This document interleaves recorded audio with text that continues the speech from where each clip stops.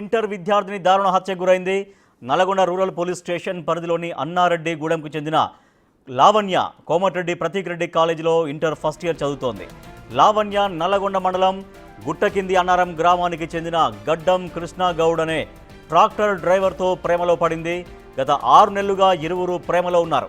లావణ్యను కృష్ణ తన ఫ్రెండ్ రూమ్కు తీసుకెళ్లాడు. అక్కడ ఇద్దరి మధ్య గొడవ జరగడంతో కృష్ణ లావణ్యను చంపేసి డైట్ కాలేజీ దగ్గర మృతదేహాన్ని పడేశారని స్థానికులు చెబుతున్నారు. లైంగిక దాడి జరిగిందని, అనంతరమే హత్య చేశారని స్థానికులు ఆరోపిస్తున్నారు. నిందితుడు గడ్డం కృష్ణను 2 టౌన్ పోలీసులు అదుపులోకి తీసుకున్నారు.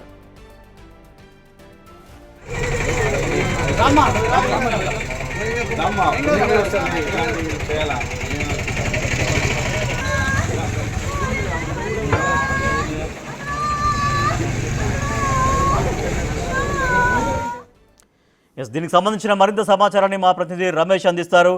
రమేష్, లావణ్య కృష్ణ అనే చేతిలో హత్య గురి కాబడిందని పోలీసులు నిర్ధారణకు వచ్చారా?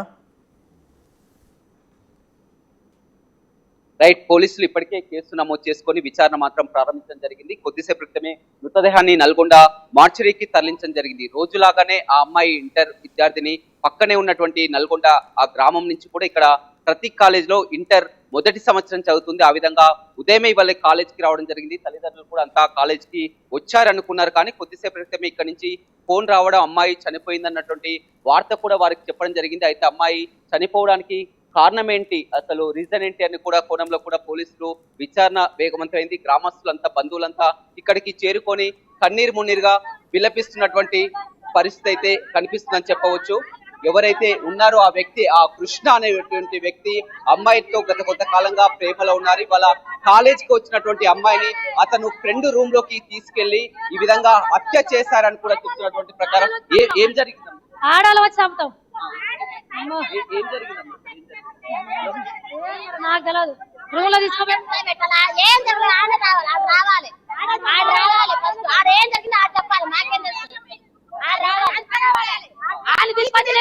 బడి పిల్లలు చంపుతారా?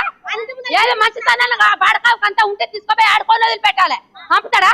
ఆయనకి లేదు రక్కల చెల్లెళ్ళు పెళ్లి పెడాకులు కాక నాశనం అయిపోతాడు. మీరు మా కాడికి వచ్చి తీస్తే ఆడుకోపోతుంది అనుకుంటారు. ఎప్పుడు తెలిసిందమ్మా మీకు ఇట్లా చనిపోయిందని? ఎప్పుడు ఎవరు చెప్పారా? మేము ఇంట్లో అక్కడ ఉండి చూసినామా? తల్లి అక్కడ చూడొచ్చు, తల్లి కన్నీరు మున్నీరుగా విలిపిస్తుంది. ఎంతమంది పిల్లలమ్మా మీకు? 2 బిడ్డలకు కొడుకు. ఏం చదువుతుంది మీ పాప? ఫస్ట్ ఇయర్ చదువుతుంది. మీకు ఎట్లా తెలిసిందమ్మా? ఎవరు చెప్పారు? ఫోన్ చేసి తెలిసింది. మనకేమరకయ్యా వాళ్ళ కాలేజ్ కానీ వచ్చిందా? కాలేజ్ కే వచ్చింది. దానికి ఏం తెలియదు. వాళ్ళు ఎవరు తెలియదా, ఎక్కడనో తెలియదా.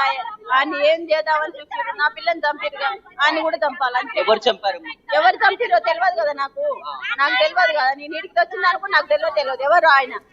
తెలుసుకొని ఆయన పోలీసులో కంప్లైంట్ చేశారా? వాళ్ళే చేసిరు మాకు ఫోన్. మేము కంప్లైంట్ వాళ్ళే చేయాలి. వాళ్ళే మాకు చేసిరు.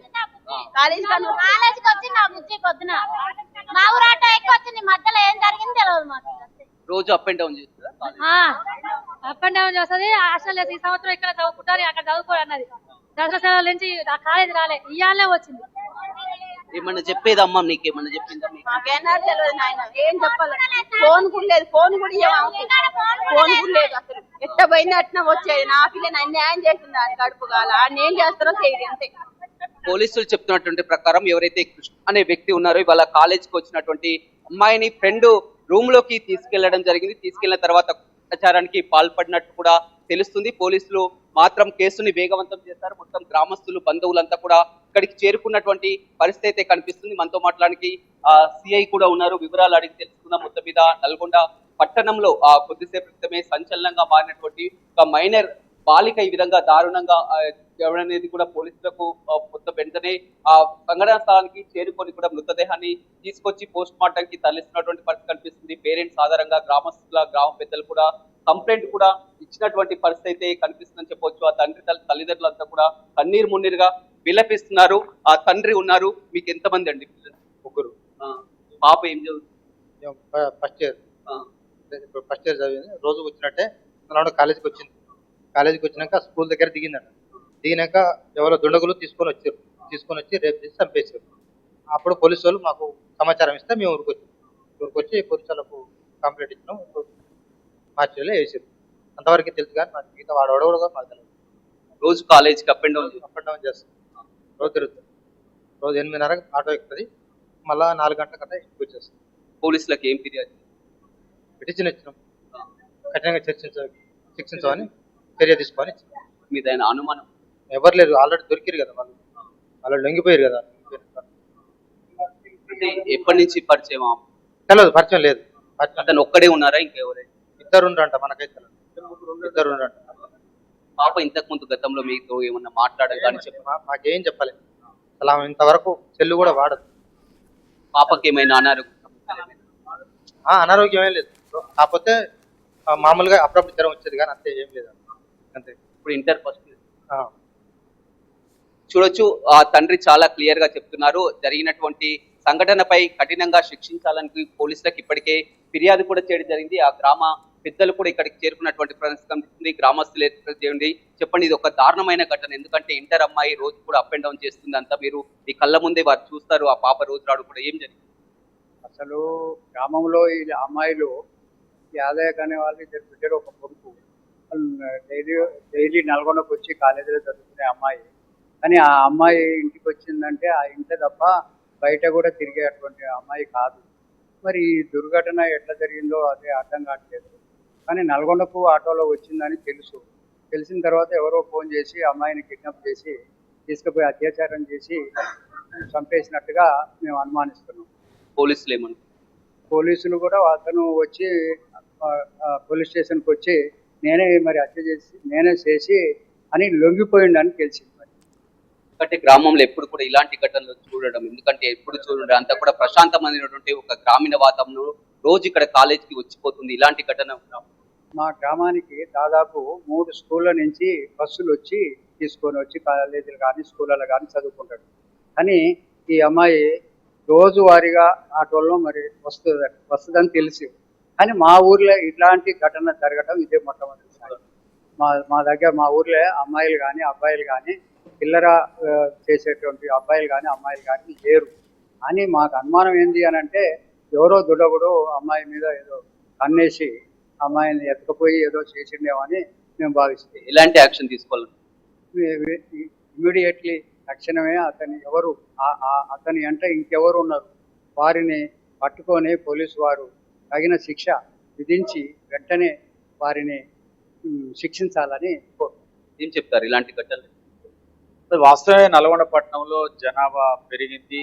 అట్లా ఇక్కడ జరుగుతున్న సంఘటనలు ఏంటంటే రూమ్ కిరాయి తీసుకొని ఇట్లాంటి ఆడపిల్లలు తీసుకుని ఇప్పుడు నల్గొండలో రామగిరిలో జరిగింది. ఒక అమ్మాయిని అత్యంత దారుణంగా చంపేశారు.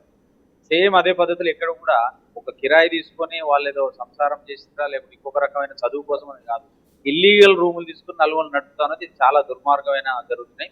కాబట్టి ఇట్లాంటి సెల్ ఫోన్లో ఆడపిల్లల్ని డ్రాప్ చేసి కొంతమంది కావాలనే వాళ్ళపైన అత్యాచారం చేసి బలవంతం చేసి చంపేసే ఘటనలు జరుగుతున్నాయి.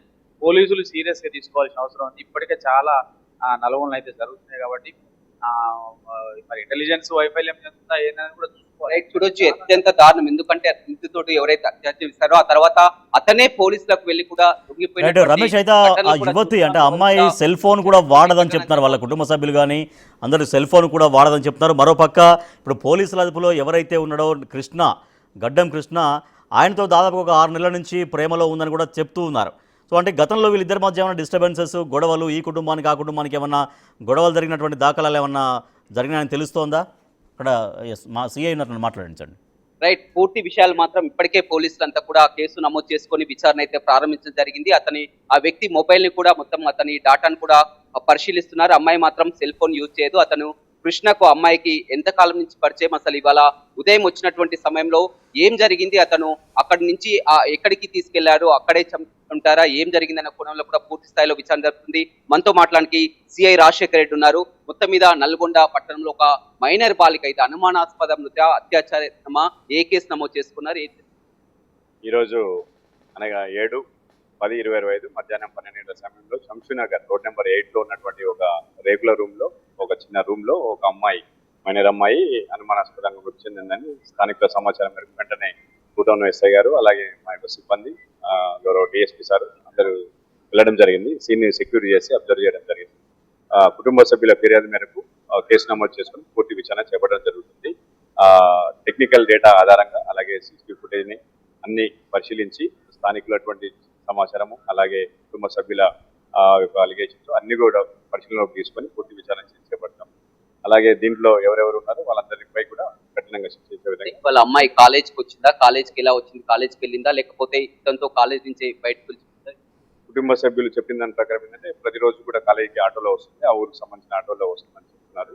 ఈ రోజు కూడా సేమ్ కాలేజీకి వెళ్తున్నానని చెప్పేసి కాలేజ్ బ్యాగ్ తీసుకుని 8 o'clock ఇంటి నుంచి బయలుదేరింది. ఆ తర్వాత చెప్పేది ఏంటంటే మళ్ళీ 11:30 టైంలో మాకు ఇట్లా అమ్మాయి చనిపోయిందని సమాచారం చెప్తున్నారు.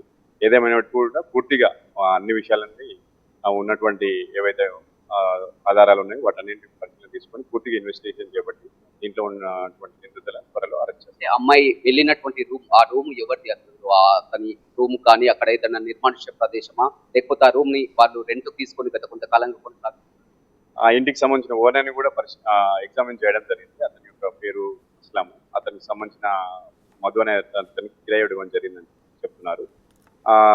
ఆ మధుని కూడా అదుపులోకి తీసుకొని పూర్తిగా విచారణ చేపడతారు. రూమ్ లో ఇతను ఒక్కరే ఉన్నారా? ఇతనితో పాటు కూడా తల్లిదండ్రులు కొంతమంది అనుమానం వ్యక్తం చేస్తున్నారు. ఇంకో ఇద్దరు స్నేహితులు కూడా ఉన్నారు. ఇద్దరు స్నేహితులు కలిసి ఉన్నారా, ఒక్కరే ఉన్నారా? అదే ఇప్పుడు ప్రజెంట్ మెయిన్ సస్పెక్ట్ ఏంటంటే గడ్డం కృష్ణ అనే అతని మీద అనుమానం వ్యక్తం చేస్తున్నారు. అతను ఈ అమ్మాయితో చాట్ చేసేదని, ఫోన్లలో మాట్లాడేదని చెప్తున్నారు. సో అతన్ని అదుపులోకి తీసుకున్న తర్వాత పూర్తి వివరాలు తెలుస్తాయి. టెక్నికల్ సెల్ ఫోన్ CDR అలాగే CCTV చేసుకొని ఎవరున్నా సరే, ఎంతమంది ఉన్నా సరే అందరినీ కూడా అరెస్ట్ చేస్తారు. అమ్మాయి ఏమో ఇంటర్ చదువుతుంది, మైనర్ అమ్మాయి. అతనేమో గడ్డం కృష్ణ, అతనేమో ట్రాక్టర్ డ్రైవర్ గా పనిచేస్తున్నారు. అమ్మాయికి ఎలా పరిచయం? అదే ట్రాక్టర్ డ్రైవింగ్ చేస్తూ వాళ్ళకి సంబంధించిన ల్యాండ్ ఏదో దున్నడానికి వెళ్తున్నప్పుడు వాళ్ళ బ్రదర్కి సంబంధించిన ప్రాపర్టీస్, ఆస్తులు ఉంటాయి కదా, దానికి సంబంధించిన ల్యాండ్ దున్నుతున్నప్పుడు ఈ అమ్మాయి నెంబర్ తీసుకోవడం జరిగిందని చెప్తున్నారు. చూస్తాం అన్ని కూడా మనకి ఇంకా పూర్తిగా అతని యొక్క సెల్ ఫోన్ తీసుకున్న తర్వాత చాటింగ్ పని పరిశీలించారు. రైట్, చూడొచ్చు పోలీసులు చెప్తున్నటువంటి ప్రకారం కేసు నమోదు చేసుకొని అన్ని వివరాలు కూడా సేకరిస్తున్నాం అన్నటువంటి పరిస్థితి అయితే చెప్తుందని చెప్పవచ్చు. ఏదేమైనప్పటికీ కూడా ఇంటర్ చదువుతున్నటువంటి అమ్మాయి వాళ్ళ యథావిధిగా ప్రతిరోజు వచ్చేటువంటి క్రమంలోనే ఆటోలోనే ఆ కాలేజీకి రావడం జరిగింది. అయితే మొత్తం కూడా కాలేజీకి అమ్మాయిని ఫాలో అవుతున్నటువంటి గడ్డం కృష్ణ గత కొన్ని నెలల నుంచి కూడా వీరిద్దరి మధ్య విమానం కొనసాగుతుందని కూడా చెప్తున్నారు. అయితే కృష్ణ అతని ఫ్రెండ్ రూమ్ లోకి, ఎక్కడైతే కలెక్టరేట్ వద్ద PTS వద్ద అక్కడ ఆ రూమ్ ఉందో, ఆటో డ్రైవర్ రూమ్, ఆ రూమ్ లోకి తీసుకొని రావడం జరిగింది. ఆ తర్వాత ఆ రూమ్ లో ఒక్కరే ఉన్నారా, అతని స్నేహితులు కూడా ఉన్నారని కొంతమంది చెప్తున్నారు. పోలీసులు మాత్రం అతను కృష్ణ మళ్ళీ నేరుగా అతనే పోలీస్ స్టేషన్ కి వెళ్లి కూడా లొంగిపోయినటువంటి పరిస్థితి కూడా చూడొచ్చు. ఒక మైనర్ అమ్మాయి ఈ విధంగా నల్గొండలో చెందడం అనేది పలు అనుమానాలకైతే వ్యక్తం చేస్తున్నారు. మొత్తం ఆ గ్రామస్తులంతా కూడా ఈ వార్త తెలుసుకొని ఇక్కడికి వచ్చి కూడా కన్నీరు మున్నీరుగా విలపిస్తున్నటువంటి పరిస్థితి కనిపిస్తుంది. నల్గొండ పట్టణంలో